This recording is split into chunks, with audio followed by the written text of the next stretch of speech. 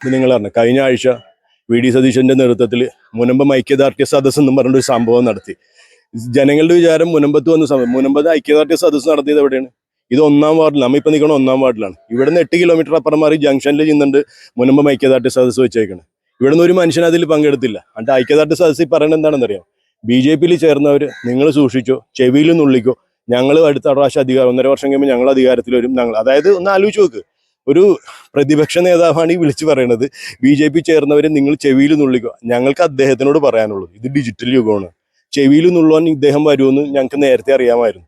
കാരണം ഞങ്ങളും കുറച്ച് കാര്യങ്ങളൊക്കെ റെഡിയാക്കി വെച്ചിട്ടുണ്ട്. ഡിജിറ്റൽ യുഗമാണ്. അതായത് ഇങ്ങനെ ഒരു ജൂതനോട് പ്രാർത്ഥിക്കുന്ന ആൾക്കാരാണ് ഞങ്ങൾ. അപ്പൊ ജൂതന്റെ കുറച്ച് തന്ത്രങ്ങളും ഞങ്ങൾക്കറിയാം. ജൂതന്റെ തന്ത്രങ്ങൾ വെച്ച് ഇയാൾ ഞങ്ങളോട് ചെവിയിൽ നുള്ളിക്കാൻ പറയുന്നുണ്ടല്ലോ. ഞങ്ങൾ അദ്ദേഹത്തിനോട് പറഞ്ഞു, അദ്ദേഹം ഒന്ന് ചെവിയിൽ നുള്ളിക്കോ, ഞങ്ങളെ ചൊറിയാൻ വന്നു കഴിഞ്ഞാൽ ഞങ്ങൾ കയറി മാന്തു. അതിനുള്ള എല്ലാ സാധനങ്ങളും ഉണ്ട്. പക്ഷെ ഇവിടുത്തെ കോൺഗ്രസിന്റെ കുറച്ച് പ്രാദേശിക നേതാക്കന്മാരുണ്ട്. ഈ പ്രാദേശിക നേതാക്കന്മാരെന്ന് പറയുമ്പോൾ ഞങ്ങളുടെ നിന്ന് മേടിച്ച് തിന്നണ്ടിരുന്നവര്. എനിക്ക് എൻ്റെ GPay എടുത്ത് നോക്കി കഴിഞ്ഞാൽ എനിക്ക് എടുത്ത് പറയാൻ 1000 ഉദാഹരണങ്ങളുണ്ട്. ഇവിടുത്തെ പ്രാദേശിക നേതാക്കന്മാർ അത്രയ്ക്കും പൈസ ഞങ്ങളുടെ നിന്ന് വാങ്ങിച്ചിട്ടുണ്ട്. ഉദാഹരണത്തിന് പറയും, ഇപ്പൊ VD സതീശൻ മുനമ്പത്തിന് ഐക്യദാർഢ്യം പ്രഖ്യാപിക്കാൻ വേണ്ടി ആദ്യമായിട്ട് വന്നു. അന്നൊന്നും ഞങ്ങൾ BJP മെമ്പർഷിപ്പ് എടുത്തിട്ടില്ല. ഇവിടുത്തെ പ്രാദേശിക നേതാക്കന്മാർ എൻ്റെ വീട്ടിൽ വന്നിരുന്ന് എൻ്റെ അടുത്ത് നിന്ന് പൈസ മേടിച്ചിട്ട് പോയതാണ്. മൈക്ക് സെറ്റിന് പൈസ കൊടുക്കണമെന്ന് പറഞ്ഞിട്ട്. കാരണം നിങ്ങൾക്ക് അനുകൂലമായിട്ടാണ് സംസാരിക്കാൻ പറഞ്ഞതെന്ന് പറഞ്ഞു. അതിന് സംഭാവന ചെയ്തൊരു മനുഷ്യനാണ് ഞാൻ. അത് പോട്ടെ, ഇവിടെ ബാക്കി കാര്യങ്ങൾ നമ്മളെ കൊണ്ട് പറയിപ്പിക്കുകയാണെങ്കിൽ ഇവർക്കൊന്നും ഇവിടെ നിൽക്കാൻ പറ്റൂല. ഇതെല്ലാം ഞങ്ങൾ GPay ചെയ്ത് കാര്യം. ഇവിടുത്തെ പ്രാദേശിക, എൻ്റെ വീട്ടിൽ എൻ്റെ CCTV ക്യാമറയിൽ നോക്കിക്കഴിഞ്ഞാൽ അറിയാം, ഇവിടുത്തെ പ്രാദേശിക നേതാക്കന്മാർ വന്ന് ഇരുന്ന് എൻ്റെ വീട്ടിലിരുന്നുണ്ട് എൻ്റെ അടുത്ത് പൈസ മേടിച്ചോണ്ടിരിക്കണം. നമസ്കാരം. ചേട്ടാ പേരെന്തായിരുന്നു? ഫിലിപ്പ്. ചേട്ടാ ഇപ്പോ മുനമ്പം സമര സമിതിയിലെ പ്രധാനപ്പെട്ട ഒരു അംഗമായിരുന്നു ചേട്ടൻ. ഇതിനിടയിൽ BJP-യിൽ അംഗത്വം എടുത്തു.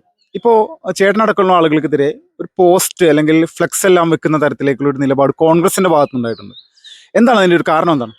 അല്ല, ഞങ്ങളുടെ ഒരു നാടൻ ഭാഷയുണ്ടല്ലോ, നിങ്ങൾക്കിത് കിട്ടണമെന്ന് പറയുന്നത്. കാരണം ഞങ്ങളാരും ഈ സമരം നടക്കുന്ന ഈ ഒരു പ്രദേശം BJP-ക്ക് യാതൊരു സ്വാധീനമില്ലാത്തൊരു സ്ഥലമായിരുന്നു. അവിടെ ഞങ്ങൾ അനുഭവപ്പെട്ട ഞങ്ങളുടെ ദുരിതങ്ങൾ ആര് ഞങ്ങൾക്ക് തീർത്തു തരുമെന്ന് ഞങ്ങൾക്ക് ബോധ്യപ്പെട്ടതിന് ശേഷമാണ് ഞങ്ങൾ BJP-യിൽ അംഗത്വം എടുക്കുന്നത്. അത് അഭിമാനത്തോടെ തന്നെ പറയുകയാണ്. ആ ഒരു കാരണത്താല ഞങ്ങൾ BJP. അതിനുശേഷം ഇവിടുത്തെ കോൺഗ്രസിന്റെ കുറച്ച് പ്രാദേശിക നേതാക്കന്മാരുണ്ട്. ഈ പ്രാദേശിക നേതാക്കന്മാരെന്ന് പറയുമ്പോൾ ഞങ്ങളുടെ നിന്ന് മേടിച്ച് തിന്നണ്ടിരുന്നവര്. എനിക്ക് എൻ്റെ GPay എടുത്ത് നോക്കി കഴിഞ്ഞാൽ എനിക്ക് എടുത്ത് പറയാൻ 1000 ഉദാഹരണങ്ങളുണ്ട്. ഇവിടുത്തെ പ്രാദേശിക നേതാക്കന്മാർ അത്രയ്ക്കും പൈസ ഞങ്ങളുടെ നിന്ന് വാങ്ങിച്ചിട്ടുണ്ട്. ഉദാഹരണത്തിന് പറയും, ഇപ്പൊ VD സതീശൻ മുനമ്പത്തിന് ഐക്യദാർഢ്യം പ്രഖ്യാപിക്കാൻ വേണ്ടി ആദ്യമായിട്ട് വന്നു. അന്നൊന്നും ഞങ്ങൾ BJP മെമ്പർഷിപ്പ് എടുത്തിട്ടില്ല. ഇവിടുത്തെ പ്രാദേശിക നേതാക്കന്മാർ എൻ്റെ വീട്ടിൽ വന്നിരുന്ന് എൻ്റെ അടുത്ത് നിന്ന് പൈസ മേടിച്ചിട്ട് പോയതാണ്. മൈക്ക് സെറ്റിന് പൈസ കൊടുക്കണമെന്ന് പറഞ്ഞിട്ട്. കാരണം നിങ്ങൾക്ക് അനുകൂലമായിട്ടാണ് സംസാരിക്കാൻ പറഞ്ഞതെന്ന് പറഞ്ഞു. അതിന് സംഭാവന ചെയ്തൊരു മനുഷ്യനാണ് ഞാൻ. അത് പോട്ടെ, ഇവിടെ ബാക്കി കാര്യങ്ങൾ നമ്മളെ കൊണ്ട് പറയിപ്പിക്കുകയാണെങ്കിൽ ഇവർക്കൊന്നും ഇവിടെ നിൽക്കാൻ പറ്റൂല. ഇതെല്ലാം ഞങ്ങൾ GPay ചെയ്ത് കാര്യം. ഇവിടുത്തെ പ്രാദേശിക, എൻ്റെ വീട്ടിൽ എൻ്റെ CCTV ക്യാമറയിൽ നോക്കിക്കഴിഞ്ഞാൽ അറിയാം, ഇവിടുത്തെ പ്രാദേശിക നേതാക്കന്മാർ വന്ന് ഇരുന്ന് എൻ്റെ വീട്ടിലിരുന്നുണ്ട് എൻ്റെ അടുത്ത് പൈസ മേടിച്ചോണ്ടിരിക്കണം. ബാക്കി കഥകൾ ഞങ്ങളെ കൊണ്ട് ഇവിടുത്തെ ആൾക്കാർ പറയിപ്പിക്കരുത്. കാരണം ഞാനൊരു പ്രവാസിയാണ്. എനിക്കറിയാം എൻ്റെ അടുത്ത് മേടിച്ച് എന്താ പറയണ, സാധാരണ ഭാഷയെ പറഞ്ഞ തിന്നതും കുടിച്ചത്, കുപ്പി മേടിച്ചേക്കണത്. ഇവന്മാരൊക്കെ ഞങ്ങളുടെ നിന്ന് മേടിച്ച് കുടിച്ചേക്കണതിനൊക്കെ പിന്നെ ഈ പ്രാദേശിക അതിന് ഞങ്ങൾക്ക് ഡിജിറ്റൽ എവിഡൻസ് ഉണ്ട്. ഞങ്ങളുടെ വീട്ടിൽ വന്നിരുന്നുകൊണ്ടാണ്, ഞങ്ങളുടെ പറമ്പിൽ വന്നിരുന്നുകൊണ്ടാണ് ഈ കാര്യങ്ങൾ ചെയ്തിട്ട് ഞങ്ങളുടെ ഭൂമി നഷ്ടപ്പെട്ടു പോകും, ഞങ്ങളെ രക്ഷിക്കാനായിട്ട് ഒരാൾ വരും എന്ന് പറയുമ്പോൾ ഞങ്ങൾ അദ്ദേഹത്തിന്റെ കൂടെ നിന്ന് ഞങ്ങളത് തെറ്റായിട്ട് ഞങ്ങൾ കാണുന്നില്ല. അവർക്ക് രാഷ്ട്രീയ ലക്ഷ്യമേ ഉള്ളൂ. ഞങ്ങൾക്ക് ഞങ്ങളുടെ വീട്ടിൽ സമാധാനത്തോടെ കിടന്നുറങ്ങണം. അതിന് ഞങ്ങളോട് വന്ന് പറയുന്നത് എന്താണ്? നിങ്ങൾ പറഞ്ഞു കഴിഞ്ഞ ആഴ്ച VD സതീശന്റെ നേതൃത്വത്തിൽ മുനമ്പം ഐക്യദാർഢ്യ സദസ്സ് എന്നും പറഞ്ഞൊരു സംഭവം നടത്തി. ജനങ്ങളുടെ വിചാരം മുനമ്പത്ത് വന്ന മുനമ്പത്ത് ഐക്യദാർഢ്യ സദസ്സ് നടത്തിയത് എവിടെയാണ്? ഇത് 1-ാം വാർഡിൽ, നമ്മ ഇപ്പൊ നിൽക്കണം 1-ാം വാർഡിലാണ്. ഇവിടുന്ന് 8 കിലോമീറ്റർ അപ്പുറം മാറി ജംഗ്ഷനിൽ ചെന്നുണ്ട് മുനമ്പം ഐക്യദാർഢ്യ സദസ്സ് വെച്ചേക്കണം. ഇവിടുന്ന് ഒരു മനുഷ്യൻ അതിൽ പങ്കെടുത്തില്ല. എന്നിട്ട് ഐക്യദാർഢ്യ സദസ്സിൽ പറയുന്നത് എന്താണെന്നറിയാം? BJP-യിൽ ചേർന്നവർ നിങ്ങൾ സൂക്ഷിച്ചോ, ചെവിയിൽ നുള്ളിക്കോ, ഞങ്ങൾ അടുത്ത പ്രാവശ്യം 1.5 വർഷം കഴിയുമ്പോൾ ഞങ്ങൾ അധികാരത്തിൽ വരും. അതായത് ഒന്ന് ആലോചിച്ച് നോക്ക്, ഒരു പ്രതിപക്ഷ നേതാവാണ് ഈ വിളിച്ചു പറയണത് BJP ചേർന്നവരെ നിങ്ങൾ ചെവിയിൽ നുള്ളിക്കോ. ഞങ്ങൾക്ക് അദ്ദേഹത്തിനോട് പറയാനുള്ളൂ, ഇത് ഡിജിറ്റൽ യുഗമാണ്. ചെവിയിൽ നുള്ളുവാൻ ഇദ്ദേഹം വരുമെന്ന് ഞങ്ങൾക്ക് നേരത്തെ അറിയാമായിരുന്നു. കാരണം ഞങ്ങളും കുറച്ച് കാര്യങ്ങളൊക്കെ റെഡിയാക്കി വെച്ചിട്ടുണ്ട്. ഡിജിറ്റൽ യുഗമാണ്. അതായത് ഇങ്ങനെ ഒരു ജൂതനോട് പ്രാർത്ഥിക്കുന്ന ആൾക്കാരാണ് ഞങ്ങൾ. അപ്പൊ ജൂതന്റെ കുറച്ച് തന്ത്രങ്ങൾ ഞങ്ങൾക്കറിയാം. ജൂതന്റെ തന്ത്രങ്ങൾ വെച്ച് ഇയാൾ ഞങ്ങളോട് ചെവിയിൽ നുള്ളിക്കാൻ പറയുന്നുണ്ടല്ലോ. ഞങ്ങൾ അദ്ദേഹത്തിനോട് പറഞ്ഞു, അദ്ദേഹം ഒന്ന് ചെവിയിൽ നുള്ളിക്കോ, ഞങ്ങളെ ചൊറിയാൻ വന്നു കഴിഞ്ഞാൽ ഞങ്ങൾ കയറി മാന്തു. അതിനുള്ള എല്ലാ സാധനങ്ങളും ഉണ്ട്. ഞാൻ ഇപ്പോഴും പറയുന്നതാണ്, എൻ്റെ കയ്യിലുള്ള ഈ കൊന്തന സാക്ഷി നോക്കി പറയുന്നുണ്ട്. മുനമ്പം സമരം കേരള രാഷ്ട്രീയത്തിൻ്റെ ഈ അടുത്ത് വരാൻ പോണ സമരങ്ങളിൽ, ഈ വരാൻ പോണ തെരഞ്ഞെടുപ്പുകളിൽ ഒരു വലിയൊരു ഭാഗമായിരിക്കുള്ളൂ. ഞങ്ങൾക്കറിയാം, ഇപ്പൊ അവർ കുറെ പ്രതീക്ഷകളോടെ മുഖ്യമന്ത്രി പദവും മറ്റേതൊക്കെ കാത്തിരിക്കുന്ന കുറച്ച് ആൾക്കാരുണ്ട്. ഞങ്ങൾ ഇവരുടെ പുറകെ ഉണ്ടായിരുന്നു. ഇവരുടെ അത്യാവശ്യം ഇവർക്കിട്ട് പണിയാനുള്ള കാര്യങ്ങൾ ഞങ്ങളുടെ കയ്യിലുണ്ട്. അതായത് വെല്ലുവിളിച്ച് തന്നെ പറയണേണ്. അദ്ദേഹം ഇവർ പറഞ്ഞിട്ടുണ്ടല്ലോ, മുനമ്പം സമരത്തിന്റെ ചെവിയിൽ നുള്ളിക്കോ. ഞങ്ങളും പറയണത് ചെവിയിൽ നുള്ളിക്കോ, ഞങ്ങളുടെ കയ്യിലുണ്ട്. ഇത് ഡിജിറ്റൽ യുഗമാണ്. ജൂതന്റെ കുറച്ച് തന്ത്രങ്ങൾ ഞങ്ങളുടെ കയ്യിലുണ്ട്. ആരെയൊക്കെ എന്തൊക്കെ അടപടലും വീഴുമെന്ന് നമുക്ക് കാണാം. ഞങ്ങൾ വീണ്ടും പറയണേണ്, പ്രതിപക്ഷ നേതാവെ, താങ്കൾ പറഞ്ഞല്ല ഞാൻ അധികാരത്തിൽ വരുമ്പോൾ BJP ചേർന്നവരെ ചെവിയിൽ നുള്ളിക്കോ. ഞങ്ങൾ ആ ഒരു ഇതോടെ ഞങ്ങളും പറയുന്നത്, പ്രതിപക്ഷ നേതാവ് ചെവിയിൽ നുള്ളിക്കോ.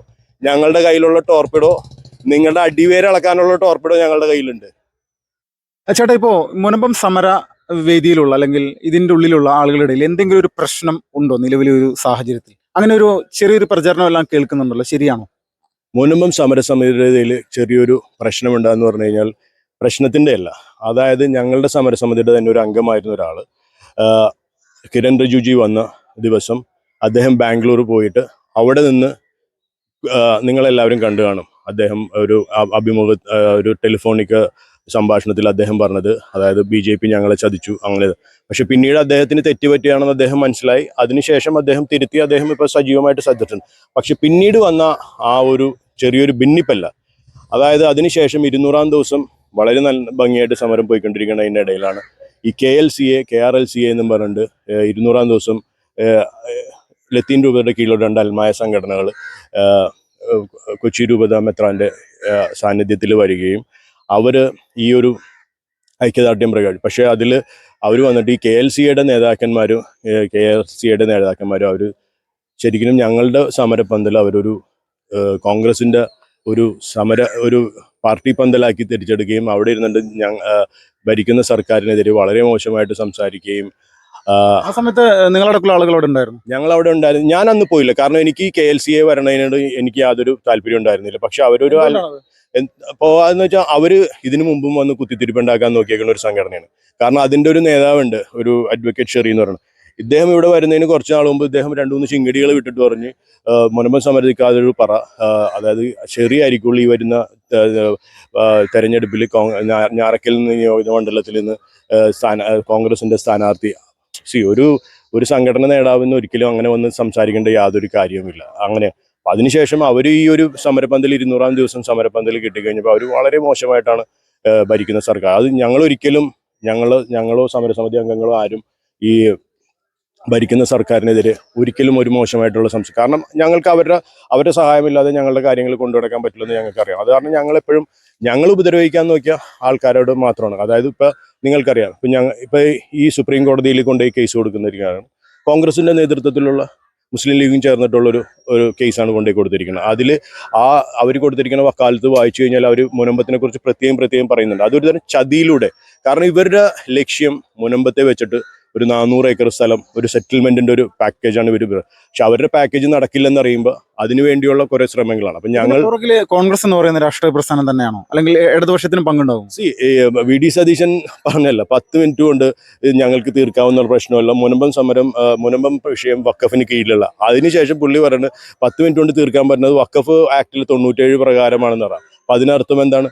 ഈ കോൺഗ്രസ് കൊണ്ടുവന്ന നിയമം, കോൺഗ്രസിന്റെ നിയമങ്ങളാലെ പെട്ടുപോയ ഒരു സ്ഥലം, ഈ ഒരു വഖഫ് നിയമം ഇങ്ങനെ ഇല്ലായിരുന്നു വെച്ചെങ്കിൽ ഞങ്ങൾ ഇതിൽ പെടില്ലായിരുന്നല്ല.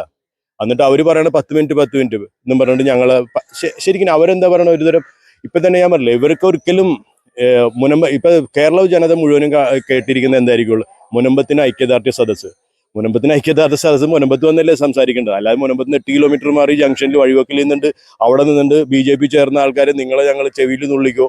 അത് കാരണമാണ് ഞാനും പറഞ്ഞത്, പ്രതിപക്ഷ നേതാവും ചെവിയിൽ നുള്ളിക്കോ. ചേട്ടാ, ഇപ്പോ മുനമ്പത്തെ ജനത നിരന്തരമായിട്ട് VD സതീശൻ അടക്കമുള്ള ആളുകൾ പറയുന്ന ചില കാര്യങ്ങളുണ്ട്. ഇതിൽ മുനമ്പം ജനതയ്ക്ക് യാതൊരു പ്രയോജനമില്ല, വഖഫ് ബില്ല് പാസ്സായതിന്റെ പേരിലൊന്നും. ഈ പ്രചരണത്തിൽ ആരെങ്കിലുമൊക്കെ പെട്ടുപോയിട്ടുണ്ടോ? അതായത് കുറച്ച് പ്രാദേശികമായിട്ട് ഇവിടെയുള്ള കുറച്ച് ആൾക്കാർ, കോൺഗ്രസിനോട് ചേർന്ന് പ്രവർത്തിക്കുന്ന ആൾക്കാർ അതിൽ പെട്ടുപോയിട്ടുണ്ട്. അതിനർത്ഥം ഒരു 20% ആൾക്കാർ ഇദ്ദേഹത്തിന്റെ ഈ 10 മിനിറ്റ് പ്രയോഗത്തിൽ പെട്ടുപോയിട്ടുണ്ട്. ബാക്കി ഒരു 80% ആൾക്കാർ മനസ്സിലായിട്ടുണ്ടോ? അദ്ദേഹം ഇന്ന് ഞങ്ങളുടെ മുമ്പിൽ ഒരു കോമാളിയായി മാറിയിരിക്കുകയാണ്. മുഹമ്മദ് ജണ്ടാട് മുതൽ ശരിക്കും വി.ഡി. സതീശൻ്റെ ഒരു കോമാളിയാണ്. കാരണം ഇദ്ദേഹം ഞങ്ങൾക്കിപ്പോൾ അദ്ദേഹത്തിനെ കാണുമ്പോൾ ഓർമ്മ വന്നത് മറ്റേ വെള്ളാനകളാട് സിനിമയിലെ പപ്പുവിൻ്റെ ഡയലോഗാണ്, ഇപ്പം ശരിയാക്കി തരാം എന്ന് പറഞ്ഞിട്ട് നടക്കുന്ന ഒരു വ്യക്തിയായി മാറിയേക്കാണ്.